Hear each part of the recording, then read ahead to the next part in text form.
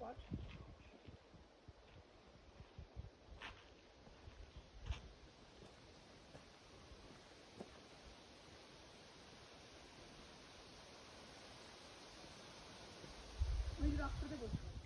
I wanted to share a little bit tonight from How to Know God. It's a book that kind of running commentary on Patanjali's Yoga Sutras. And one of the things that I've often thought about and have approached from several different ways in my spiritual practice is this notion of focusing all of your love in one direction, focusing your desire to know the truth, to know what you are, who you are, to know the divine, to know God. And I used to think that I had to generate all of that love and kind of just focus it in one area. But really, I've come to understand that we all have that drive within us already. We already have all of the love present within us, but we've hidden it from ourselves in different desires that we think we're going to get something from, that somehow they're going to give us peace, or they're going to give us security, or they're going to give us pleasure or bliss, or deepen our life. And I found this wonderful paragraph here that really describes that process really well. Our writer says, "We do not sin through pure wickedness or sheer moral idiocy. Our sins have meaning and a purpose which we shall have to understand before we can hope to stop repeating them. They are, in fact, symptoms of the pain of alienation from our real nature, the Atman, the soul. They are attempts to reunite ourselves with that nature. Such attempts are hopelessly misdirected because they take as their starting point the ignorance of egoism, that ideal that we're missing something, that's what egoism, egoism is that little picket fence we put around ourselves that separates us from the whole, from the rest of the world, from God.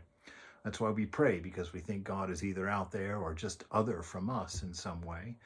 And in that delusion of being separate and apart from the whole, which really we find through discernment is impossible, it gives us all of these hungers, and we begin to look outwardly, to the world, to hold the things that we're missing from within.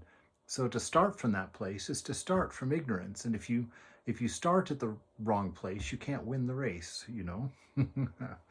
And so the ignorance of egoism, they are bound to lead us farther and farther away from that reality. And so this is the importance of discernment. Ramakrishna said to some of his students, he said, there's nothing like discernment and renunciation. That these are the grandest things in spiritual life. And it's because it takes us out of that failure. It takes us out of that delusion so that we know we don't have to go begging from the outside to get that internal peace, to get that internal knowledge of what we are. That if we can manage to have that silence within, we'll know who we are. When we get the mind to stop defining us, when we get the external world to stop defining us, and when we can finally sit alone deep within in an absolute silence, we come to know our nature when nothing is telling us what we are, when nothing external is defining us. And we begin to describe ourselves from the inside out. And if you do that exercise, you run into boundarylessness, to an infinity, to an internal freedom. And so this internal world, which seems almost non-existent to us, is actually the very realm of peace that passes understanding. And so through discernment, let go of your quest in the external world to find your joy, to find your pleasures, to find your distractions, to find your security, and go within. Really touch that inner spirit.